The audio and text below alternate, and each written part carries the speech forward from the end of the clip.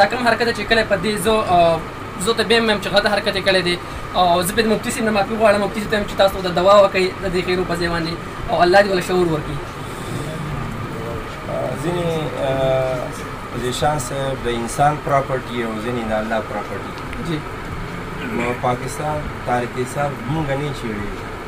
د الله پورې چیړلې د دې خپله معاملې دي د الله څخه صفا کړي دې کې ورسره موږ هېڅ قسمه تعاون نه شو کولی. بسم الله الرحمن الرحیم. السلام علیکم ورحمۃ اللہ وبرکاتہ. ذیشان احمد یم.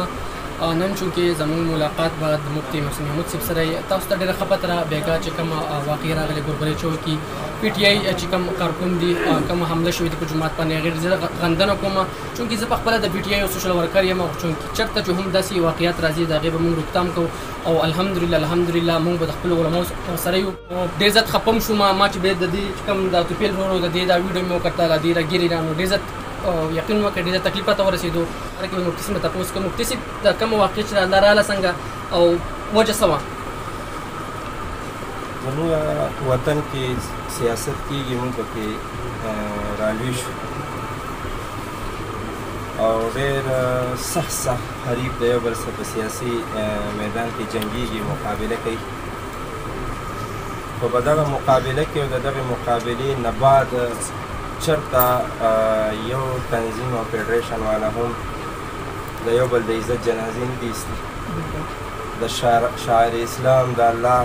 کورونو بې احترامي نه ده کړې. په پاکستان کې داسې واقعات د دې تنظیم او پارټۍ چې تاسو وایي زه هم ورسره یم او یو مسلمان ورور او سکالر په حیثیت سره خو زه دعوت درکوم که یوې پارټۍ ته م نه ځو نو کم از کم چې په دې کې مې سار نه شي دعوت ته درکوم ځکه چې د الله د کور څوک خیال نه ساتي نو د هغوی سره په سب کې چلېدل دا د شریعت خلاف خبره ده. بېګا زموږ د مدرسې معمول ملګري د طلبا ترایي وکړي او د هغې نه بعد بیا خپل د ناستې او یعنې د خوب ترتیب جوړوي. بېګا دلته لوګر انتظامي ما سره رابطه وکړه چې ته خپله اداره هر یو طالب علم دی او که څوک کارکون موجود وي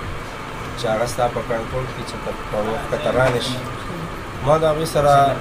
وعده وکړه پاکستانیان یو موږ بشر شدت علمای دیوبند خوښوي موږ قرآن نه خلک یو خبره موږ ومنله او په 9-20 باندې د دې علماو په نګرانۍ کې طلبا خپل بیډروم ته لاړه د آرام ځایونو ته لاړه د هدایاتو د اصولو مطابق. د هغې نه بعد دلته په دې چوک کې پروټیسټ د ډېر وختونو نه کېږي چېرته داسې کار چا نه دی کړی چې د الله په کور ورولي. د هغې نه بعد د تاریخ نصاب دغه ته ورته کارکون وي په کارکون نه دي دا غونډګان دي دا بدماشان دي چې د الله په کور څوک ورځي کارکون نه وي هغه غونډۍ او هغه تاسو خبره کړم دې ځای کې ګوره بدماشي سیاست ګوره زه کوم هر سړی خپل نظریه د خپل سوچ دی خو چونکې چې کله هم زموږ د دین اسلام او د داسې خلکو تکرار به راځي که نه غلط طریقې کېږي نو د هغې به بیا مذمت کوو هغې به روکتام کوو. زه دا نه یم د الله په کور باندې چې کله حملې کېږي که نه او په داسې زموږ چې کوم علما کرام دي زموږ طالب العلم دي کوم طالبان دي نو ما ته قسم دی ډېر زیات زه به د زړه ما ته ډېر تکلیف ډېر زیات خفه وم ما سره په وخت رابطه هم په هغه ټایم کې کوله نو ما یې ملستي سره رابطه کوم او ډېر زیات تکلیف راته ورسېدو چونکې زه یو سوشل ورکر هم یم د پي ټي آی دپاره عمران خان چونکې دا مفتي صاحب نه ورته معذرت غواړم څه خو به نه وي پکې داسې چې په سبا یې خوښوم خو چونکې دا کوم حرکت چې کله په دې زه ته بیا هم چې غلطه حرکت یې کړی دی او زه په مفتي صاحب نه معافي غواړم مفتي صاحب ته چې تاسو د دوا وکړئ د دې خیرو په ځای باندې او الله دې ول شعور ورکړي. ځینې ذیشان صاحب د انسان پراپرټي او ځینې د الله پراپرټي جی نو پاکستان تاریخ حساب مونږ نه چیړي د الله پورې چیړلې د دې خپله معاملې دي د الله څخه صفا کړي دې کې ورسره موږ هېڅ قسمه تعاون نه شو کولی. د رب د کور بې حرمتي بې ادبي کړې ده او د دې معامله د الله سره ده الله به ورسره خپله کوي. نور د پاکستان چې کوم قانون دی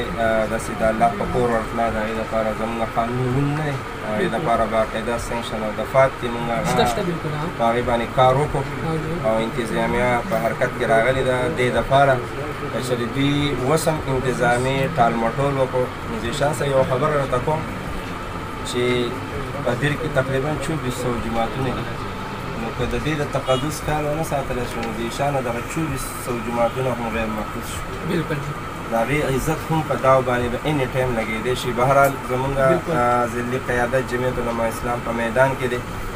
ضلعي او مرکزي مشرانو سره په رابطه کې دی. زموږ سره انتظامي د برپور تعاون یقیني دهاني وکړه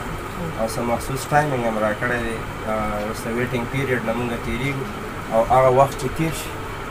نو بیا به مونږ ریزلټ ته ګورو چې انتظامیه د الله د کور لپاره په حرکت کې راغلې ده. نه داسې وکړل، د هغې نه بعد به بیا نوی لایحه عمل چې دی هغه به جمعیت علما اسلام لویه دیر هغه طی کوي، د هغې لپاره به څه تدبیرونه ډیره مننه مفتي محسن محمود صاحب چې زموږ سره کوم ډېر ښکلې خبرې وکړي. چېرته هم د علماء کرامو داسې موږ ته مخې ته مسالې راځي، طالباتو باندې حملې کېږي یا جلسه په خپل زیره عرض سره سیاست ته ایتکس پکار دی، موږ له اخلاقیات پکار سیاست به هم کوو، خو چونکې داسې قسمه رویې به موږ چېرته نه ښیو چې په هغې باندې زموږ علماء کرامو ته دلازاري وشي، هغو زړونه خفه شي، په هغې نه الله ناراضه شي. نو امید لرم مفتي صاحب چې الله دې ستاسو مل شي او زموږ هم دغه دوا ده او موږ په دې غږ باندې لګیا یو.